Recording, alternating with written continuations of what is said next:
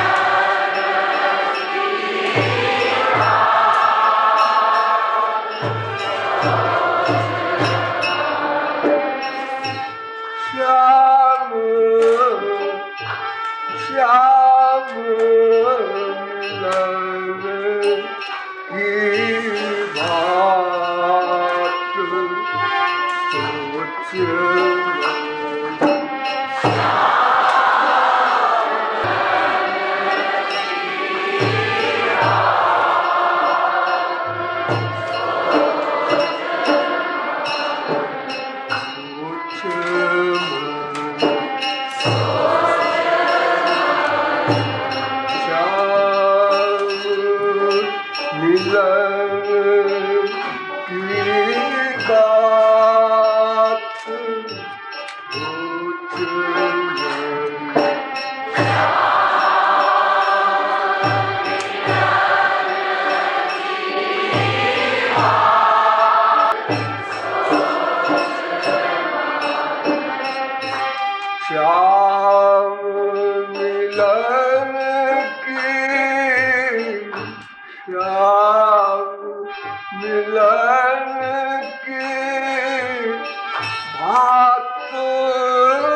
बात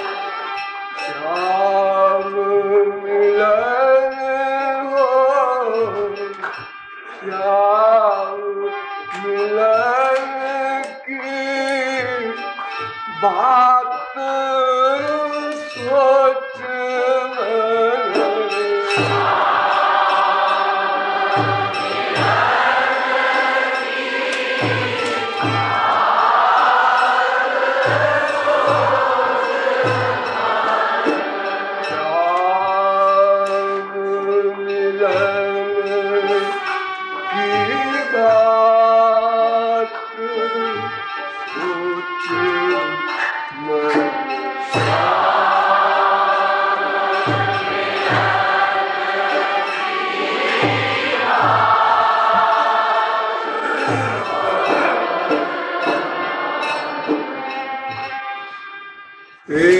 तत्ववेत्ता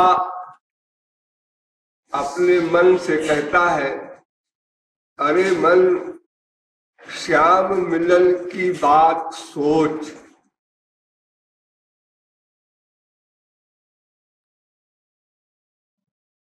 श्याम मिलन की बात क्यों सोचे? एक प्रश्न तो ये है। दूसरा प्रश्न ये है कि केवल मन के सोचने से क्या होगा?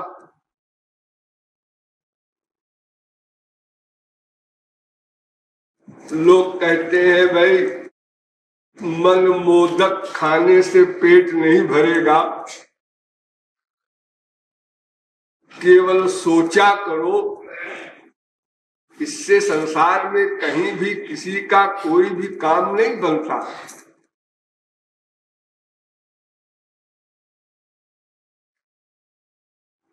और फिर इसका परिणाम क्या होगा? अगर मन श्याम मिलन की बात सोचे तो इसका रिएक्शन क्या होगा? ये सब प्रश्न इस लाइन से उठते हैं। संक्षेप में समझ लीजिए, श्याम मिलन की बात क्यों सोचना है? इसलिए कि हम अपने लक्ष्य को प्राप्त कर सकें। हमारा लक्ष्य क्या है?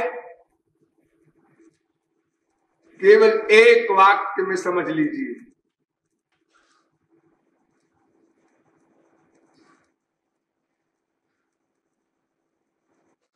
स्वसुख वासना गंधलेश शून्य श्री कृष्णैक सुख तात्पर्यमयी सेवा। प्रत्येक शब्द पर ध्यान दीजिए। स्वसुख वासना शून्य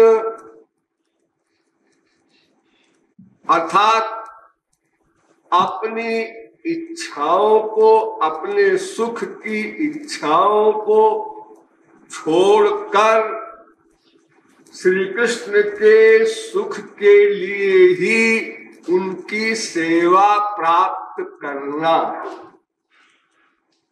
इस वाक्य को मत भूलिएगा भगवत प्राप्ति के बाद।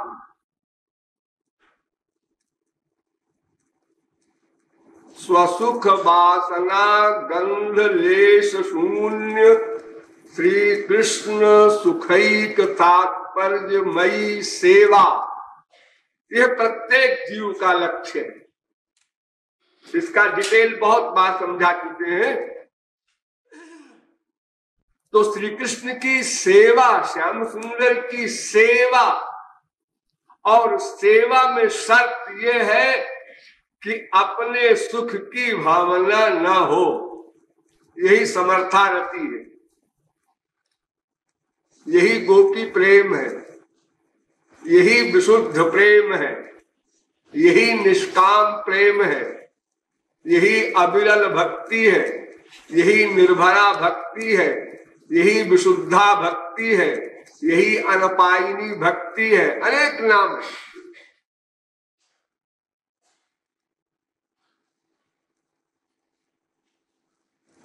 अब इसमें अगर हम काट छाट करते हैं, कुछ करेक्शन करते हैं, तो यही करेंगे कि भाई स्वसुख वासना गंध लेश शून्य को मिटा दीजिए।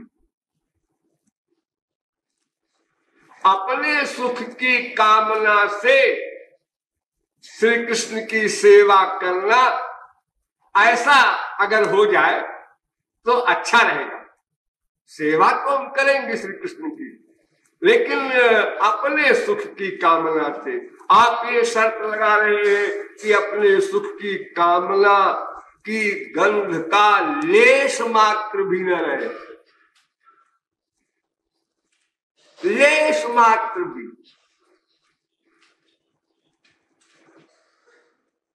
दारुक को द्वारिका में श्री कृष्ण को पंखा कर रहा था।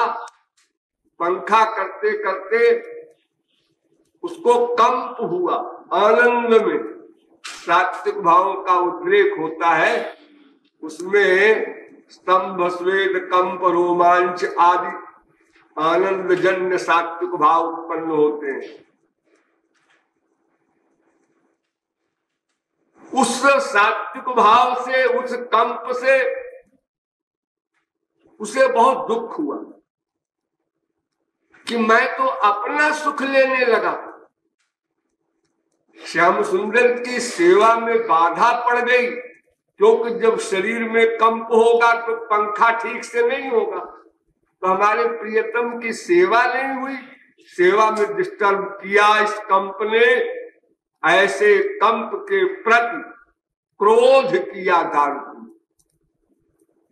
श्याम सुंदर की आंखों से आंसू बहने लगे आनंद के। ऐसा मेरा भक्त है। गोविंद प्रेक्षणाक्षेपी बाष्प पूराभिवर्षिणम उच्चैरनिंद्रदानंद मरविंद विलोचना।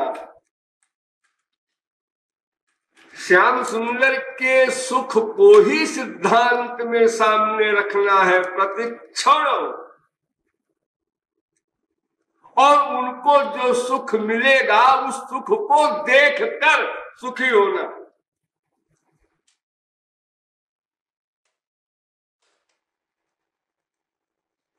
हम लोगों का अनादिकाल का एक स्वभाव है, अपने ही स्वार्थ के लिए प्रत्येक संकल्प, प्रत्येक चिंतन, प्रत्येक चेष्टा, प्रत्येक क्रिया करना, ये हमारा स्वभाव रहा। अनादिकाल से यही स्वभाव रहा एकमात्र।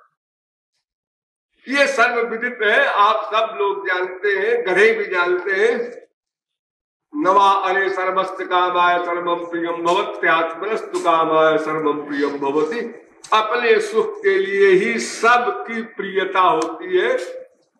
कहने के लिए आप माँ से, बाप से, बेटे से, बीवी से, पति से प्यार करते हैं, लेकिन क्यों? जब ये क्वेश्चन आता है तो फिर आपको चुप रहना पड़ेगा, आप उत्तर नहीं दे सकते, क्योंकि उसका अगर वास्तविक उत्तर है तो एक है, अपने स्वार्थ के लिए। और ये बात अगर माँ बाप, बेटा, स्त्री, पति कोई सुनेंगे तो फिर अकांड कांड खड़ा हो जाएगा कि आप स्वार्थी हैं, अपने स्वार्थ के लिए हमसे प्यार करते हैं। हम तो समझ रहे थे कि आप हमारे लिए प्यार करते हैं, हमारे सुख के लिए।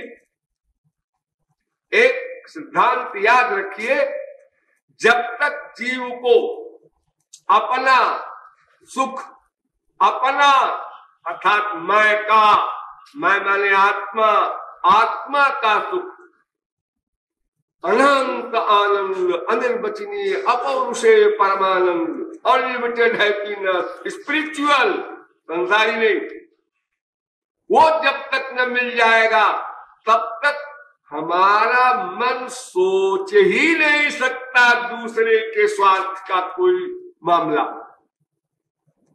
सोच ही नहीं सकता, स्वप्न में भी एक बार भी।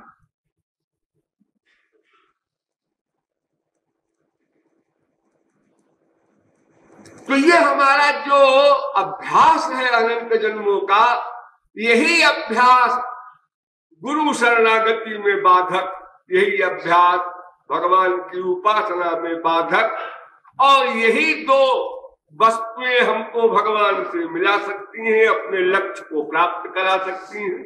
इसलिए हम गुरु शरणागति में भी फेल हो जाते हैं और भगवान की उपासना में भी फेल हो जाते हैं।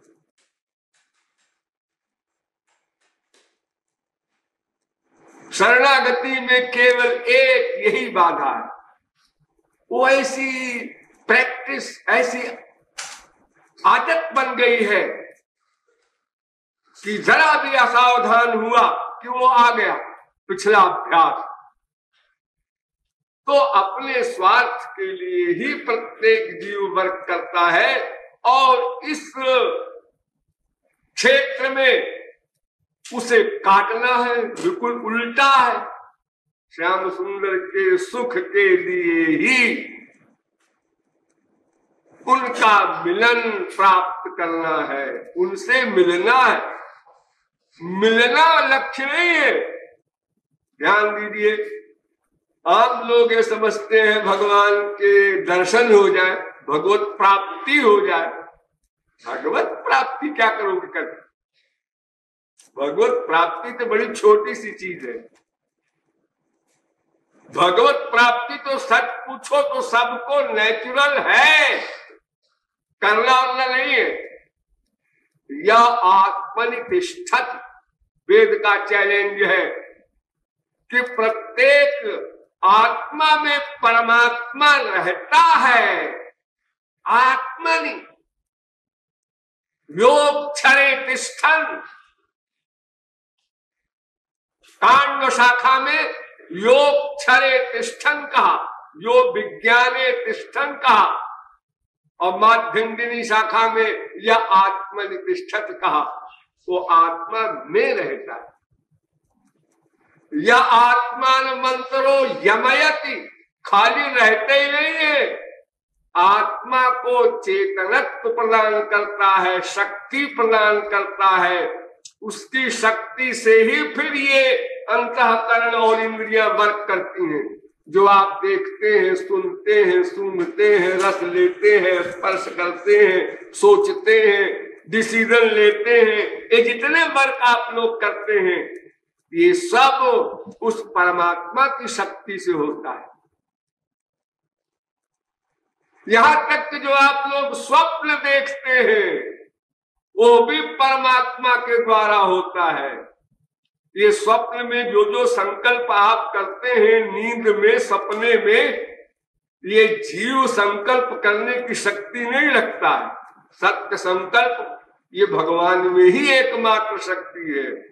और जब आप गहरी नींद में सोते हैं, तब भी वही आत्मा में रहने वाला परमात्मा आत्मा का आलिंगन करता है, जिसे आप कहते हैं बड़े सुख से सोया नकिंचिदहम वेदिशम। तो परमात्मा की प्राप्ति तो ऑलरेडी है ही है सबको, सर्वव्यापक भी है, वैसे भी है आपकी इंद्रियों में, मन में, बुद्धि में, आत्मा में, सर्वत्र आइतदात्मिदग्ध्वं सर्वम वेद कहता है। वो तो ओतश्च प्रोतश्च वेद कहता है। जैसे दूध में घी व्याप्त है, जैसे तिल में तेल व्याप्त है, ऐसे ही वो सर्वत्र व्याप्त है और आप में भी व्याप्त है। तो प्राप्त को क्या प्राप्त करना है? तो भगवत प्राप्ति आपकी कोई बड़ी चीज नहीं है, वो तो है ही है। और अगर आप कहें कि उसकी अनुभूति नहीं हो रही है, ऐसी प्राप्ति हम चाहते हैं, तो ठीक है, लेकिन वो भी कोई बड़ी चीज नहीं। आप लोगों ने रामायण को पढ़ा होगा, गीता पढ़ा होगा, भागवत पढ़ा होगा। जब जब भक्त के सामने भगवान सशरीर प्रकट हुए, सगुण सविशेष साकार रूप में रामकृष्ण बनकर, क्या किसी भक्त ने कहा अच्छा आप आ गए, थैंक यू, हो गया काम खत्म हो गया, काम खत्म हो गया, बस यही हम चाहते थे आपके दर्शन हो जाए। दर्शन चाहते थे। दर्शन का दो एम हो सकता है, या तो वो छुट्टी चाहता है दुखों से, और या तो सेवा चाहता है। दर्शन का मतलब जैसे हमने किसी व्यक्ति को बुलाया और रमेश इधर आओ, आया, कहिए और चुप हो जाए, उसके बाद आपका इसको ढीला है क्या? हमको बुलाया और कुछ बोलते नहीं, अरे क्यों बुलाया हमको? या तो आत्यंतिक दुख निवृत्ति के लिए बुलाया, और या तो श्याम सुंदर की सेवा के लिए बुलाया। तो बजाय आत्यंतिक दुख निवृत्ति के और सेवा के, उसने तीसरी चीज कह दिया। क्या तीसरी चीज? हमको निष्काम प्रेम दीजिए, अविरल भक्ति दीजिए, अविरल भक्ति विशुद्ध तव, श्रुति पुराण जेहि गावो, जेहि खोजत जोगी समुनि, और प्रभु प्रसाद को पाओ, तो देहु दया करि राम। हमको भक्ति दो।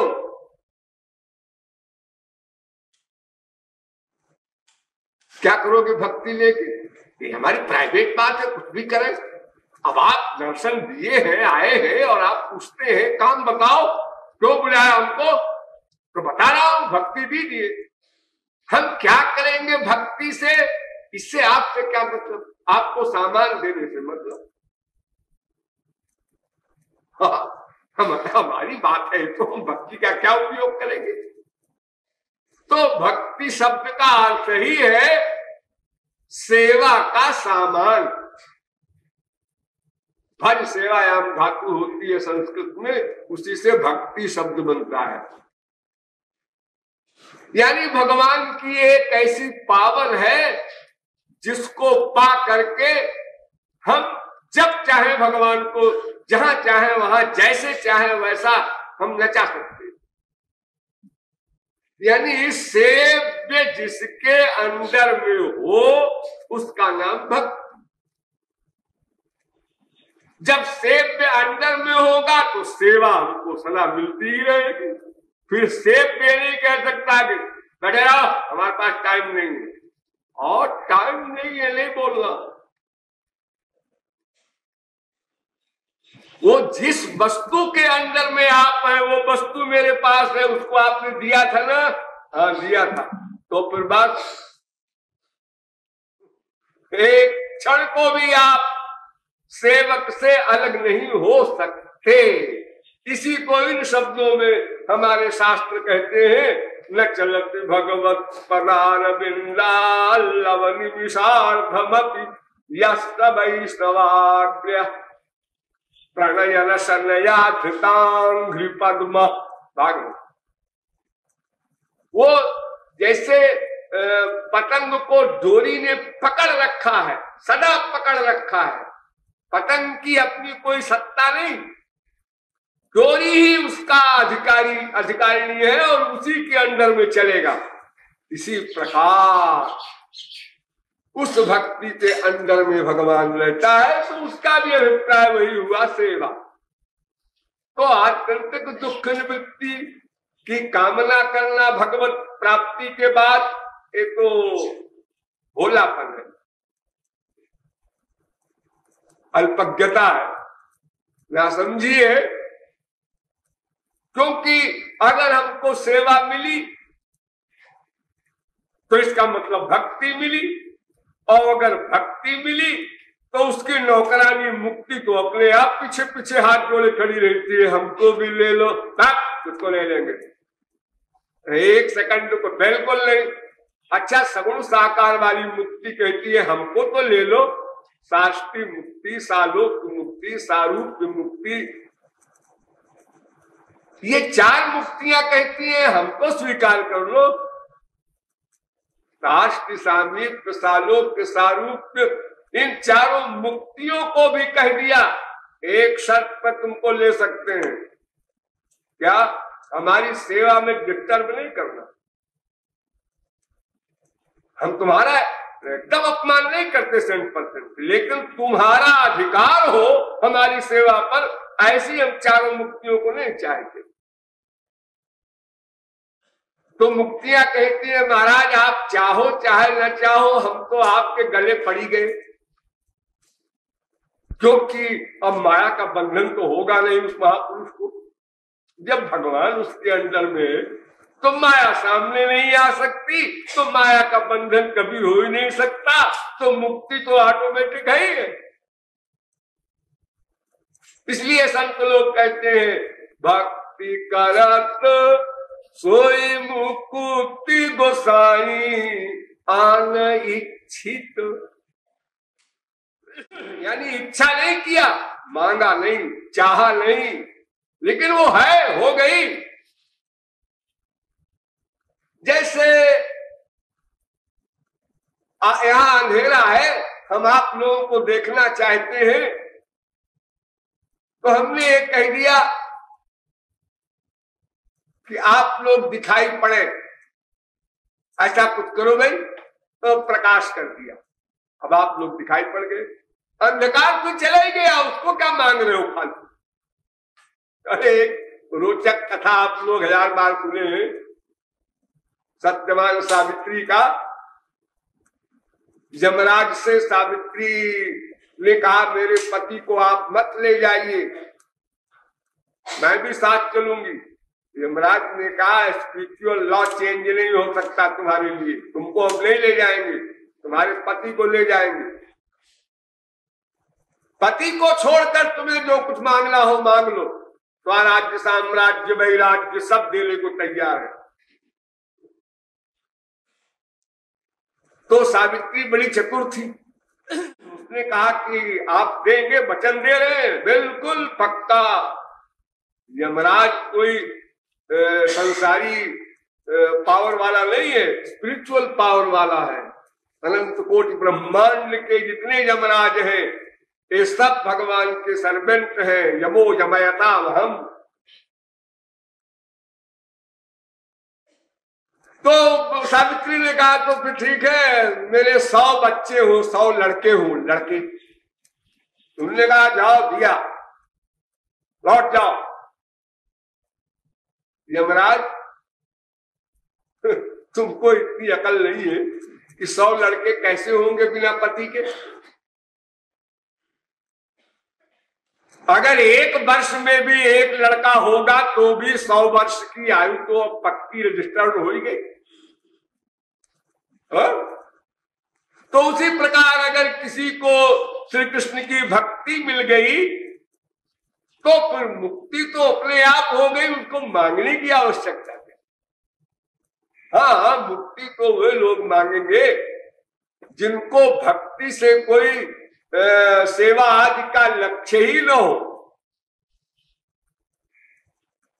याद रखिएगा, भक्ति के बिना मुक्ति नहीं हो सकती। चाहे वो कर्मी हो, ज्ञानी हो, तपस्वी हो, योगी हो, कोई भी हो। साधक सिद्ध विमुक्त उदासी कवि कोविद कृतज्ञ सन्यासी योगी सूर सुतापस ज्ञानी अधर्म निरत पंडित विज्ञानी ताराई न बिनु से मम स्वामी राम नमामि नमामि नमामि। जिमि थल बिनु जल रही न सकाई कोटि भांति को करयु पाई तथा मोक्ष सुख सुनु खगराई रही न सकई हरि भगति बिहाई। मोक्ष कारण सामग्र्याम भक्ति गलीयसी। भक्ति के बिना मुक्ति का प्रश्न ही नहीं। तो भोले भाले लोग मुक्ति चाहते हैं, केवल मुक्ति। और जो समझदार है वे भक्ति चाहते हैं, मुक्ति की तरफ देखते हैं, क्योंकि वो तो अंडरस्टूड है, अपने आप हो जाएगी। अपने आप होने वाली चीज का ये एहसान क्यों लो भगवान से? सीधी सी बात। इसलिए अपने सुख की कामना का परित्याग करना ही होगा। ये बात आप लोग चाहे आज मान लें और चाहे इसी प्रकार अनंत जन्म तक बाबाओं के प्रवचन सुने और फिर कभी माने, एक दिन यह बात माननी पड़ेगी। तभी आध्यात्मिक जगत का ABCD प्रारंभ होगा। गांठ बांध लीजिए, स्वर्ण अक्षरों में लिख लीजिए। और अगर आप कहें कि अभी नहीं जल्दी है तो ठीक है, ऐसी कोई बात नहीं है। भगवान को क्या जल्दी है? जब आपको जल्दी नहीं है तो भगवान को क्या परेशानी है कि वो जल्दबाजी करें आपके साथ? लेकिन सिद्धांत आकाश यही है कि जब भी आपको परमार्थ की कामना जागृत हो तो फिर स्वार्थ की कामना का परित्याग करना होगा। यहीं पर गाड़ी रुकी है।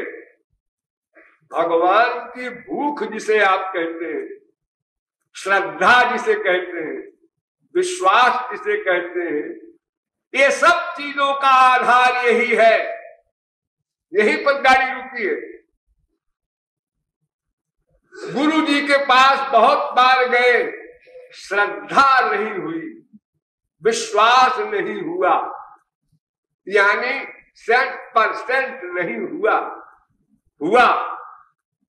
आगे बढ़ा पीछे हटा, आगे बढ़ा पीछे हटा। ये जोकरी बहुत बार हुई, लेकिन वो स्थायी नहीं हुआ। ये सब गड़बड़ हमारे अंतःकरण की है। ये संसार खतरनाक है। दोष देते हैं हम लोग बाहर के संसार का, हमारी बीवी ऐसी है, हमारा बेटा ऐसा है, हमारा पति ऐसा है, हमारा बाप ऐसा है, हमारा पड़ोसी ऐसा है, हमारा देश ऐसा है। अरे क्या बकबक करते हो? ये तो भगवान का बनाया हुआ है, इसको गाली क्यों दे रहे हो? ये तो तुम्हारे प्रियतम का बनाया हुआ जगत है, सत्य है। इसमें तुम्हारा प्रियतम नित्य व्याप्त है, इसकी बुराई मत करो। अनन्य भक्ति ही तुम्हारी नहीं बनेगी अगर बुराई करोगे तो। सो अनन्य गति जाके मति न टरे हनुमंत, मैं सेवक सचराचर रूप राशि भगवन। उमाज राम चरण रत विगत काम मद क्रोध, तो निज प्रभु मय देख ही जगत।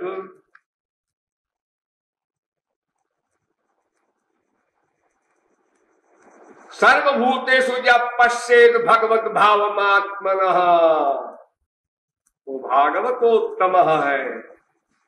संसार तो भगवान का बनाया हुआ है, इसके प्रति तुम्हारी क्यों दुर्भावना हो रही है?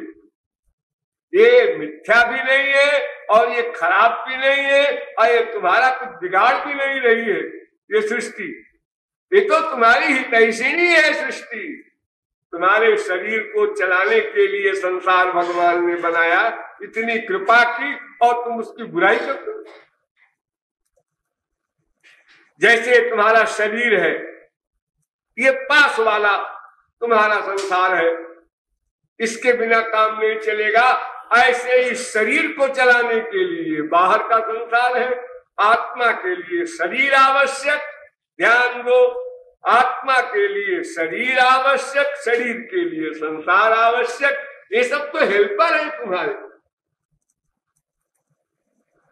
एक संसार और है, उस पर क्रोध करो, यानी उससे तुमको सावधान होना है। वो असली संसार है। वो कहां है? वो अंदर है, अंतःकरण में है, आत्मा में नहीं, अंतःकरण में। शरीर में नहीं, अंतःकरण में। आत्मा और शरीर के बीच का वो स्थान है, वो पर्सनैलिटी है अंतःकरण। वो कोई मोटी स्थूल वस्तु नहीं, सूक्ष्म अंतःकरण। कभी आप लोग खोपड़ी खुजालते हैं, कभी हृदय में हाथ रखते हैं, कोई कष्ट वगैरह होता है, ये जो आपको भीतर कोई फीलिंग होती है, सोचने विचारने फील करने सुख दुख भोगने आदि की, वो अंतःकरण है, मन कहते हैं उसी को। वो मन में संसार जो है, बस वही संसार भयानक खतरनाक, उसी ने बिगाड़ा है तुम्हारा अनंत पूर्व काल। वो क्या है? यही, बस यही। क्या? कि तुमने स्वार्थ से ही नाता रखा और स्व को समझा शरीर। बस स्व माने आत्मा, लेकिन आपने क्या लगाया? स्व माने शरीर। पहली मिस्टेक।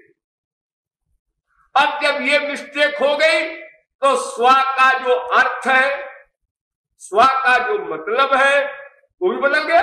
आत्मा का मतलब परमात्मा से था, वो आप लगा ही नहीं सकते अर्थ, क्योंकि आपने स्व का अर्थ रखा लगाया है शरीर।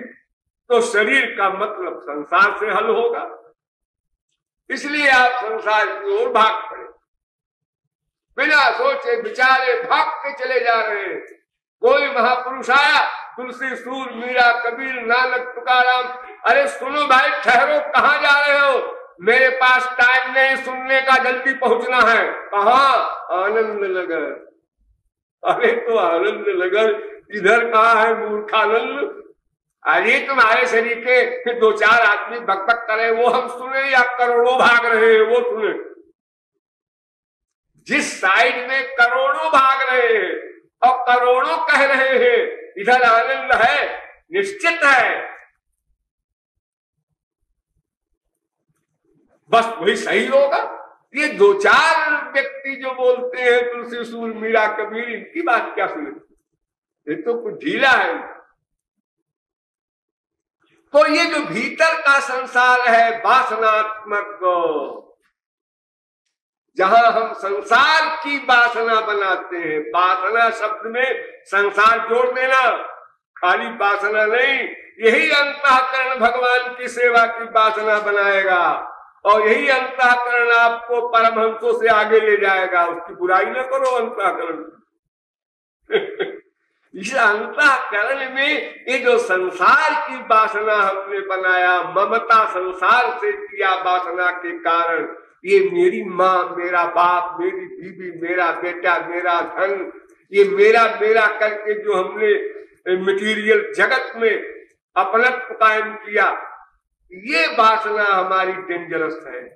और यही संसार है और यही माया है और यही खतरा है, सब कुछ यही है। बाहर कहीं मत देखो, कोई गड़बड़ नहीं है, सब स्क्रू सही है। स्क्रू ढीला तुम्हारा भीतर वाला है, अगर ये ठीक हो जाए तो बाहर सर्वा सुखमया दिशा, सब मंगल मंगल, आनंद ही आनंद। जिसने अंदर की जागतिक वासना को मिटा दिया या उसको डाइवर्ट करके ईश्वरीय बना दिया, वो क्या कहता है? ईशावास्यविदग्धं सर्वं यत्किंच। जो कुछ भी विश्व में दिखाई पड़ता है या नहीं दिखाई पड़ता, स्वर्गादिक लोग, ये सब कुछ नहीं है, अब आनंद ही आनंद है, ब्रह्म ही ब्रह्म है। श्री राम माया सब जग जानी, सारा संसार, सीताराम, राधा कृष्ण, वासुदेव सर्वमिति समहात्मा सुदुर्लभा। गीता। वासुदेवात् परो ब्रह्मन् न चान्योर्थोस्ति कश्चित्। कोई और तत्व है ही नहीं, कोई चीज ही नहीं है। अगर कहो माया का सामान, उसमें भगवान व्याप्त, अगर कहो जीव, उसमें भगवान व्याप्त, और फिर और इसके अतिरिक्त संसार में है क्या? पहले जड़ वस्तु है, चेतन है। जड़ चेतन ये दो ही तो है। विज्ञानम चा विज्ञानम च, इसी को वेद कहता है कि स्वयं भगवान ही संसार बना। सो कामयत वृषा तपो तप्यत, और तपश्चर्या उसकी यही यस्य ज्ञानमय तपः। और ये जो कुछ उसने बनाया या प्रकट किया, फिर बना करके तदेवानुप्राविशत्, उसमें प्रविष्ट हो गया। ध्यान दीजिए, ये जीव कितना सूक्ष्म है, इसकी कोई परिभाषा नहीं कर सका अब तक, वेद ने भी नहीं किया, हो ही नहीं सकती। वेद की परिभाषा जरा आप सुनिए, हंसेंगे। अणु, अणु प्रमाणात्। अणु, अरे अणु माने क्या होता है जी? अणु माने सूक्ष्म। सूक्ष्म, अरे सूक्ष्म तो तमाम वस्तुएं हैं। ये कैसा सूक्ष्म है जीव कि इतने जीव मर रहे हैं, हजारों घेरे हुए हैं, किधर से चला गया कोई नहीं देखता। ऐसा कैसा सूक्ष्म? छोटी सी लाइट भी अगर कहीं जाती हो अंधेरे में तो दिखाई पड़ती है, ये लाइट जा रही है, ये लाइट जा रही है। और इतने विश्व के वैज्ञानिक इतने स्पिरिचुअल मैन, ईश्वर को मानने वाले, सबने देखना चाहा कभी तो वो जीव दिखाई पड़ जाए। एष आत्मा निष्क्रामति चक्षुषो वा मूर्धनो वा, आंख से, कहीं मुख से, कहीं कान से, और बड़े बड़े महापुरुषों के सिर से ये जो आत्मा निकलती है तो ये कहीं दिखाई नहीं पड़ती। शीशे में बंद कर दिया वैज्ञानिकों ने कि शीशे से निकलेगी तब तो दिखाई पड़ेगी, इतनी सूक्ष्म है कि दिखाई नहीं पड़ती। तो वेद ने परिभाषा लिखी, बालाग्र शतभागस्य शतधा कल्पितस्य च भागो जीवस्य विज्ञेयः सचानन्त्याय कल्पते। वेद कहता है ये बाल है ना, आप लोगों के बाल है सिर में, एक बाल लीजिए और एक बाल का जो अगला हिस्सा होता है उसके 100 टुकड़े कीजिए। अच्छा, कैसे होंगे वाला 100 टुकड़े? आप जैसे भी हो कीजिए, फिर 100 टुकड़े में से एक टुकड़ा लीजिए, फिर उसके 100 टुकड़े कीजिए मोटाई में, तो 100 ही गिन करके, नहीं, सैकड़ों। ये 100 शब्द का अर्थ है वेद में अनंत टुकड़े कीजिए, अनंत। पश्चिम शरदशतम जीवेम शरदशतम, इसका मतलब ये नहीं है कि 100 वर्ष कुल जीने की कल्पना मांग रहा है सतयुग में कोई साधक। वहां तो लाखों करोड़ों वर्ष की उम्र ऑलरेडी होती ही थी। ये 100 वर्ष, ये जो आप लोगों का वर्ष है 360 दिन का, 65 दिन का, ये तो अभी अभी का है, कलयुग का। कि 100 वर्ष की उम्र किसी किसी की होती है। प्राचीन काल में तो करोड़ों वर्ष की उम्र हुआ करती थी। तो शतम माने अनंत। ऐसा कोई सूक्ष्म है जीव और उसमें व्याप्त होना है ब्रह्म को, ध्यान दीजिए।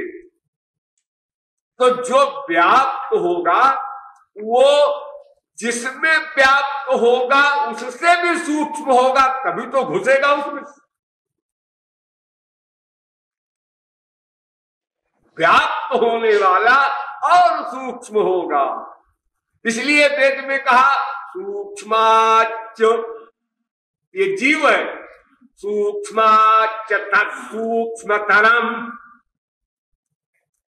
जीव भी सूक्ष्म, भगवान भी सूक्ष्म, लेकिन भगवान सूक्ष्मतर है। ये तर शब्द संस्कृत में जो आता है, दो में जो बड़ा हो, जिसको हमारे इंग्लिश में कहते हैं बेटर, यानी एक सूक्ष्म एक सूक्ष्म। इन दोनों में जो ज्यादा सूक्ष्म हो उसका नाम सूक्ष्मतर, और जब कई सूक्ष्म हो तो सबसे ज्यादा जो सूक्ष्म हो उसका नाम होता है सूक्ष्मतम। एक तरक प्रत्यय होता है, एक घटमक प्रत्यय होता है। जो भगवान ने गीता में कहा है सर्वगुह्यतमं भूय,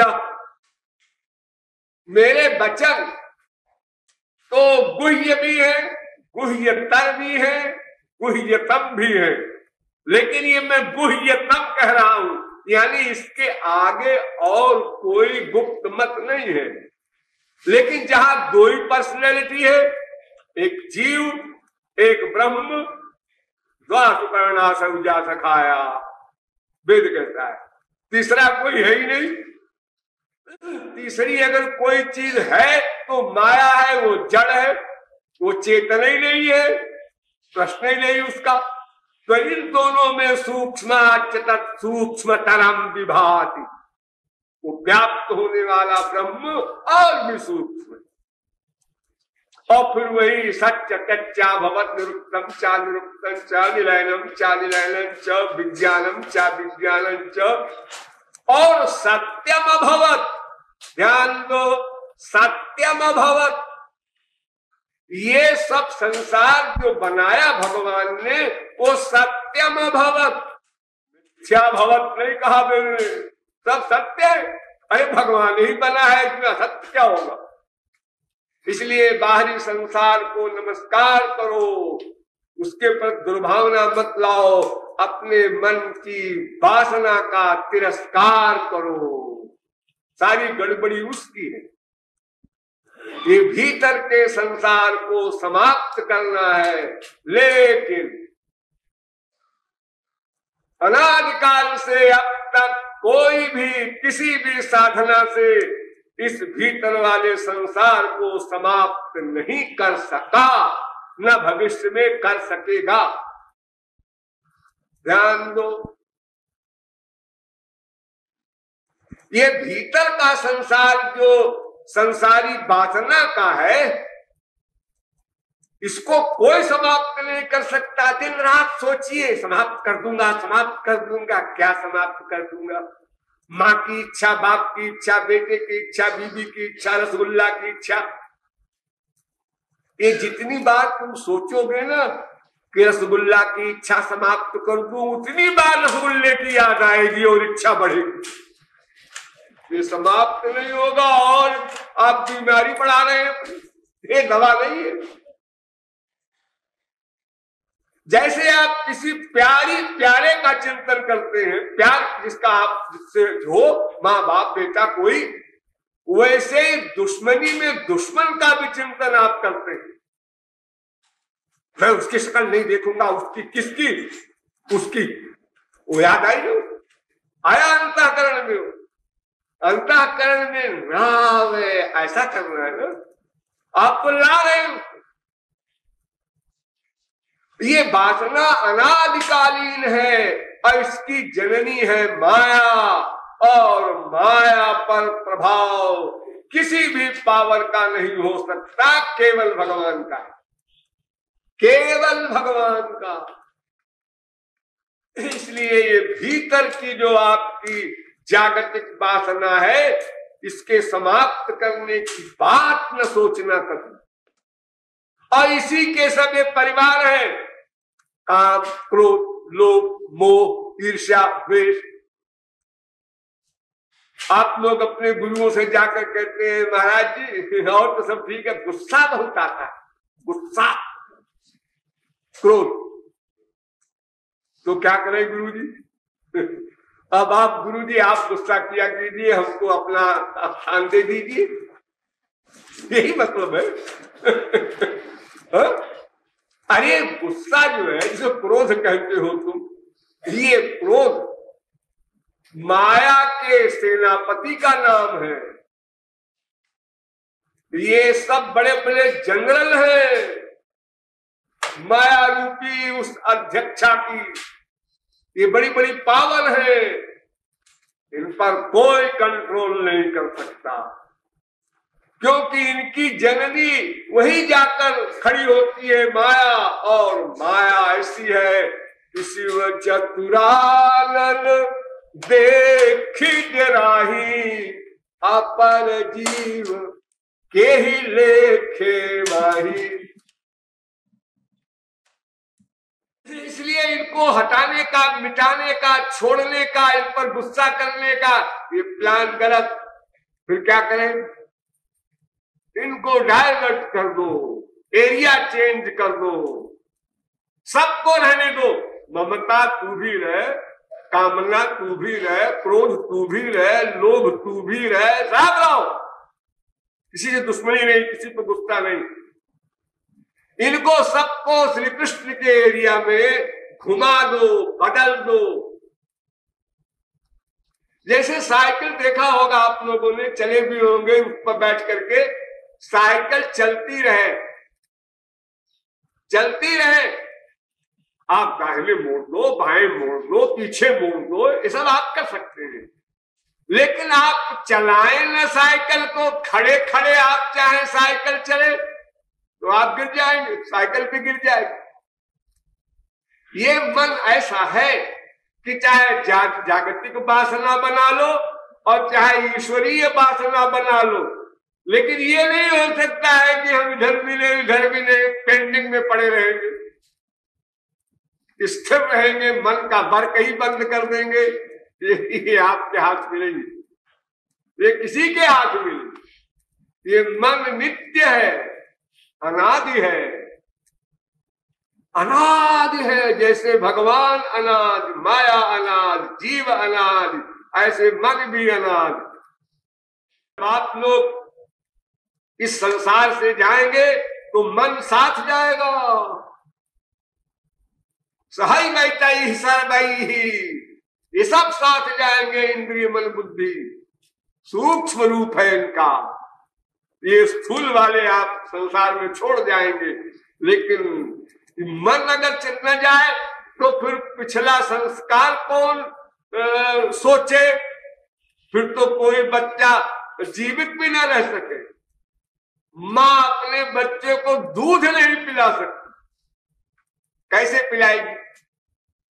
कैसे समझाएगी बच्चे को कि बच्चे देख, जब मैं स्तन तेरे मुंह में डालूं तो तू स्तन से ऐसे चूस करके दूध निकाल लेना। अरे वो तुरंत का पैदा हुआ बच्चा, कौन समझाएगा उसको? लेकिन क्या कमाल है उस अंतःकरण का, मन का, जो तमाम जन्मों में दूध खींच चुका है माँ के स्तन से। मुंह में लगाते ही स्तन बच्चे ने बड़े आराम से खींच लिया दूध। इतनी बड़ी योग्यता का काम बच्चे ने कर लिया। अजी बच्चे का कमाल नहीं, वो अंतःकरण है अनंत जन्मों का, उसका अभ्यास है, वो संस्कार है, उसके कारण उसने कर लिया। तो मन को डाइवर्ट करना होगा ईश्वरीय क्षेत्र में, बस यही एक उपाय है। बाकी आप ये सोचें कि हम इच्छाओं को छोड़ दें, क्रोध को छोड़ दें, लोभ को छोड़ दें, तो आप हाफ मैड नहीं है, फुल मैड। और ये दवा करने नहीं जा रहे हैं, बीमारी बढ़ाने जा रहे हैं। तो इस प्रकार जितने भी हमारे बाधक तत्व हैं, उन बाधक तत्वों में सबसे प्रधान यही अंदर का जागतिक वासना का संसार है। तो कहा जाता है कि भाई देखो, एक जो तुम सोचते हो संसार में सुख है या संसार हमारा है, इसके बजाय श्याम मिलन की बात सोचो। मन सोचने का काम करता है, और ये सोचो, सोचने के बाद फिर आगे क्या होगा? संसार में हम सोचते हैं, आज हमको रसगुल्ला खाना है, सोचा तो पैसा चाहिए, पैसा है नहीं है तो पड़ोसी से मांग ले, तो पड़ोसी के घर चले, तो मांगा, तो बाजार गए, तो दुकानदार से कहा, तो उसने तौल कर दिया, तो खाए। अब काम पूरा हुआ रसगुल्ले का। इतना तो लगा तब काम बना। और श्याम सुंदर से मिलने के लिए कुछ नहीं करना, सोचा, मिल गए। आगे एक भी सोपान नहीं, एक भी सीढ़ी नहीं है इसके आगे। ये पहला और अंतिम जंक्शन है। सोचा और मिल गए। भगवान कहते हैं भाई देखो कितना सरल है। मां मरुत्मरतश्चित्तम मय्येव प्रविलीयते। अरे मेरा चिंतन करो, मुझे सोचो, बस मैं आ गया। सोचने भर की देर है। अब आपने 1% सोचा तो 1% पास आ गए। आपने 50% सोचा, 50% पास आ गए। आपने 100% सोचा, बस सकलदेव प्रपन्नाय तवास्मीति च याचते, हो गया काम। क्षिप्रम भवति धर्मात्मा। वो सोचना कैसा हो और उसके लिए क्या क्या बातें हैं, बहुत सारी, वो आप लोग जानते ही हैं, समझदार हैं। शेष फिर कभी। बोलिए वृंदावन बिहारी लाल की।